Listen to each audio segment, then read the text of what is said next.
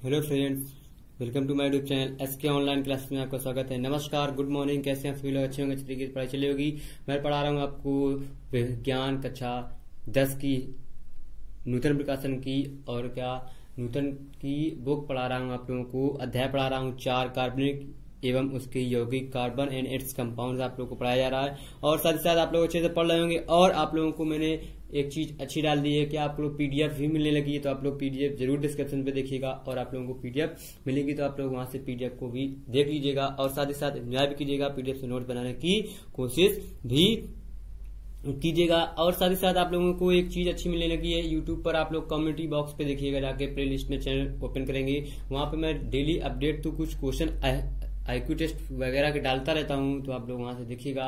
Starting आज कल 2-3 दिन हुए हैं किए हुए, तो आप लोग वहां से उसके आंसर दीजिएगा। आप लोगों को समझ में आएगा आप लोगों ने क्या क्या पढ़ा हुआ है। और चलिए शुरू करते हैं आप आज का टॉपिक। और शुरू करने से पहले आप लोगों ने अगर अभी भी चैनल को सब्सक्राइब नहीं किया, सब्सक्राइब कर लीजिए, साथ ही साथ बेल आइकन को भी दबा दीजिएगा, जिससे आपको लेटेस्ट नोटिफिकेशन वीडियो आपके मोबाइल पर पहुंच जाएगी, तो आप वहां से इसका लाभ उठा सकते हैं। आज का टॉपिक है आपको हाइड्रोकार्बन। हाइड्रोकार्बन लिखा हुआ है, क्या लिखा हुआ है? वे यौगिक जिनमें हाइड्रोकार्बन पढ़ना है, तो हाइड्रोकार्बन स्टार्ट करते हैं। लिखा है वे यौगिक जिनमें केवल कार्बन और हाइड्रोजन, क्या वे यौगिक जिनमें केवल कार्बन और हाइड्रोजन उपस्थित होते हैं हाइड्रोकार्बन्स कहलाते हैं। मतलब क्या है? जिनमें केवल कार्बन और हाइड्रोजन हमारे होते हैं वो हाइड्रोकार्बन कहलाते हैं। ये तो आपकी डिफिनीशन हो गई। या दूसरा, वे हाइड्रोकार्बन जिनमें उपस्थित परमाणुओं की सभी श्रृंखलाएं खुली हुई होती हैं एलिफैटिक हाइड्रोकार्बन कहलाते हैं। अब देखिए, जो हमारा एलिफैटिक हाइड्रोकार्बन होता है उसमें जो श्रृंखलाएं होती है परमाणुओं की, कार्बन की या हाइड्रोजन की, वो सारी खुली हुई होती हैं, तो वो एलिफैटिक हाइड्रोकार्बन कहलाते हैं। कैसे? वे हाइड्रोकार्बन जिनमें उपस्थित परमाणुओं की सभी श्रृंखलाएं खुली हुई होती हैं एलिफैटिक हाइड्रोकार्बन कहलाते हैं। एलिफैटिक हाइड्रोकार्बन 2 प्रकार के होते हैं। पहला, एलिफैटिक संतृप्त hydrocarbon, aliphatic saturated hydrocarbon and aliphatic असंतृप्त हाइड्रोकार्बन, एलिफैटिक अनसैचुरेटेड हाइड्रोकार्बन। अब देखिए, एलिफैटिक है, इसको पढ़ना है। कैसे पढ़ना है? 2 प्रकार के होते हैं, कैसे आप लोग को देखना है। एलिफैटिक संतृप्त हाइड्रोकार्बन, आपको हेडिंग डालना है। 2 प्रकार के थे एलिफैटिक संतृप्त हाइड्रोकार्बन। एलिफैटिक संतृप्त हाइड्रोकार्बन वे यौगिक हैं जो एलिफैटिक होते हैं, अर्थात जिनमें उपस्थित परमाणुओं की सभी श्रृंखलाएं क्या होती हैं? खुली हुई होती हैं। ये आपको लिखना है। क्या होते हैं एलिफैटिक संतृप्त हाइड्रोकार्बन? वे जो एलिफैटिक होते हैं, वे एलिफैटिक होते हैं अर्थात जिनमें उपस्थित परमाणुओं की सभी श्रृंखलाएं खुली हुई होती हैं। जो हो गया। अब देखिए, इसके आगे आपको पढ़ना है, आगे दिखाते हैं आपको। इसी का जो दूसरा पॉइंट है एलिफैटिक संतृप्त हाइड्रोकार्बन क्या होता है, ये देखिए आपकी स्क्रीन पर दिख रहा होगा आपको अच्छे से। जो संतृप्त होते हैं, मतलब एलिफैटिक संतृप्त होते हैं, वो कौन होते हैं? क्या? जिनमें उपस्थित प्रत्येक कार्बन परमाणु की चारों संयोजकताएं एकल बंधों द्वारा संतुष्ट होती हैं।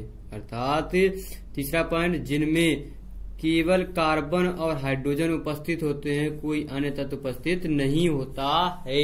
आपको सिंपल लैंग्वेज में लिखना है। एलिफैटिक हाइड्रोकार्बन क्या होते हैं?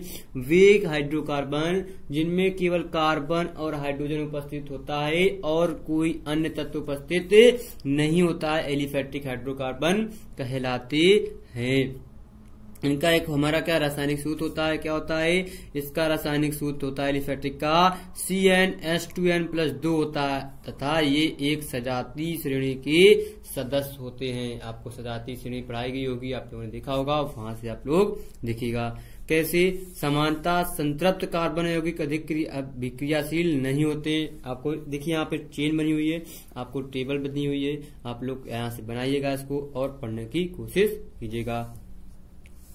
लिखा हुआ है एन का मान, मतलब नंबर्स लिखे हुए हैं, अणुसूत्र, साधारण नाम और IUPAC नाम लिखे हुए हैं। अगर हमने यहाँ पे एन का मान हमने रख दिया, देखिए आपको दिखा देते हैं। अगर मैंने एन का मान रख दिया यहाँ पे, क्या जो सूत्र होता है आपको कैसे दिखाना है, इस पे फॉर्मूला बना कैसे, यही CN H2N+2। इस पे अगर हमने n बराबर 1 रखा तो ये आ जाएगा C1H2 इंटू में 1+2, तो C1 और आ जाएगा H2+2, ये हो जाएंगे CH4। ऐसे हमारा n का मान रख के सूत्र बने हुए। आगे आपको इस फार्मूले पे बस n का मान चेंज करते जाना है।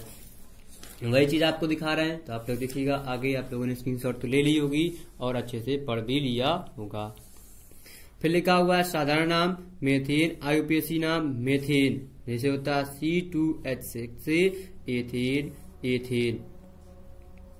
C3H8 जिसमें 3 के जस्ट 2 गुने से 2 अधिक, जितने कार्बन लगे हैं उससे जस्ट 2 गुने से 2 अधिक हो जाते हैं, वो हमारा क्या अणु सूत्र बन जाता है C3H8। प्रोपेन में होता है, आईयूपीएसी नाम भी प्रोपेन होता है। C4H10 एन ब्यूटेन, आईयूपीएसी नाम भी butane.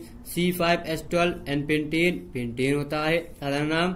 C6H4 N hexane, IUPAC नाम भी हमारा हेक्सेन होता है। फिर C7H16 एन हेप्टेन, मतलब आईयूपीएसी नाम भी हेप्टेन होता है। C8H18 एन ऑक्टेन, मतलब आईयूपीएसी नाम भी ऑक्टेन होता है। C9H20 मतलब एन नोनेन, मतलब नोनेन होता है आईयूपीएसी नाम। C10H22 एन डेकेन, मतलब डेकेन। हमारा क्या होता है methane, ethane, propane, butane, pentane, hexane, heptane, octane, नोनेन, decane. ये 10 आपको पढ़ना है, वो भी 5 आपके सिलेबस में इस बार हैं। 5 आपको पढ़ना है फर्स्ट ईयर में, जब आप लोग इंटर की केमिस्ट्री पढ़ेंगे। उन पे आप लोगों को अच्छे से डीपली इसके अंदर क्या क्या होता है वो पढ़ाया जाएगा। अब देखिए जैसे लिखा हुआ है मीथेन तथा एथेन की संरचना शुद्ध। मीथेन में क्या कार्बन एक होता है, हाइड्रोजन एक 4 होते हैं। इसी वजह से कार्बन और हाइड्रोजन ही होते हैं, वो हमारे एलिफैटिक हाइड्रोकार्बन कहलाते हैं।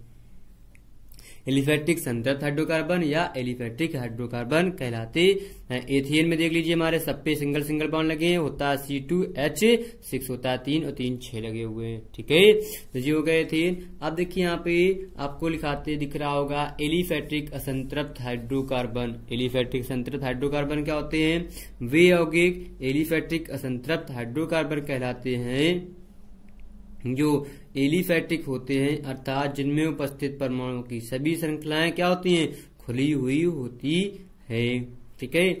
और दूसरा जो असंतृप्त होते हैं, अर्थात जिनमें कम से कम एक कार्बन द्विबंध या कार्बन त्रिबंध उपस्थित होता है, असंतृप्त हाइड्रोकार्बन कहलाते हैं। तीसरा जिनमें केवल कार्बन तथा हाइड्रोजन तत्व उपस्थित होते हैं, क्या, जिनमें केवल कार्बन तथा हाइड्रोजन तत्व उपस्थित होते हैं, वो हमारे असंतृप्त हाइड्रोकार्बन कहलाते हैं, ठीक है।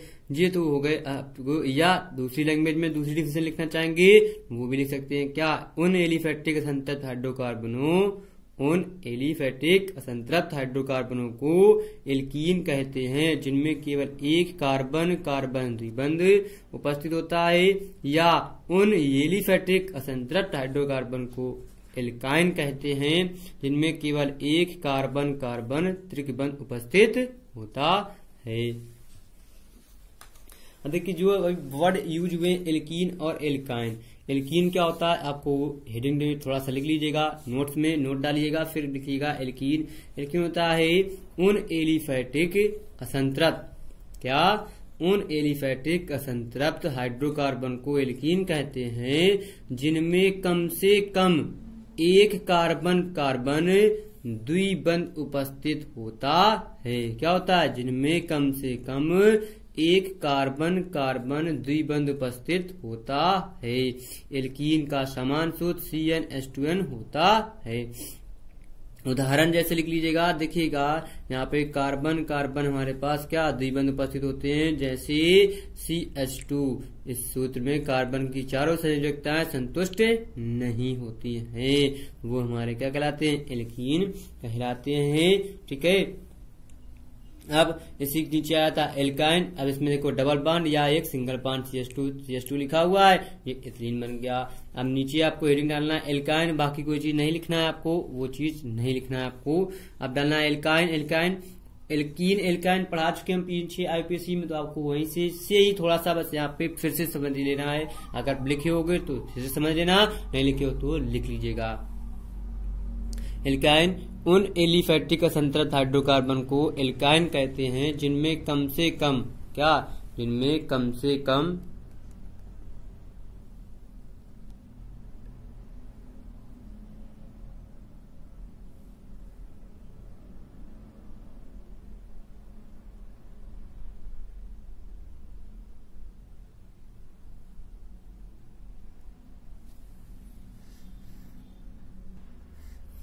जिनमें कम से कम एक कार्बन कार्बन त्रिबंध उपस्थित होता है। एल्काइनों का समान सूत्र CnH2n-2 होता है। जैसे उदाहरण में लिखना है acetylene H single bond C triple bond C single bond H या CH ट्रिपल बॉन्ड CH होता है। जी हमारा क्या कहलाता है, एसिटिलीन कहलाता है और एल्काइन समूह कहलाता है। अब नोट में आप लोगों को एक चीज लिखना है, जो देखिए यहाँ पे ब्लैक से आपको दिख रही होगी, लिखी होगी। लिखना है आपको क्या, कार्बन परमाणुओं के बीच इस प्रकार के द्वि या त्रिया बंध वाले कार्बन यौगिकों को असंतृप्त कार्बन यौगिक कहते हैं तथा वे संतृप्त कार्बन यौगिकों की तुलना में अधिक अभिक्रियाशील होते हैं। जी हो गया आपका हाइड्रोकार्बन। हाइड्रोकार्बन आप लोगों को बताया गया, एक्सप्लेन किया गया। आप लोग नोट्स बनाइएगा और प्रॉपर तरीके से लिखिएगा, आप लोगों को समझ में आ जाएगा। ठीक है, तो कल और जाने से पहले आप लोगों ने अगर वीडियो लाइक नहीं किया तो लाइक कर दीजिएगा, साथ ही साथ चैनल को सब्सक्राइब कर लीजिएगा अगर पहली बार है, और बेल आइकन को भी जरूर दबाइएगा अगर पहली बार आप चैनल को या वीडियो को देख रहे हैं तो।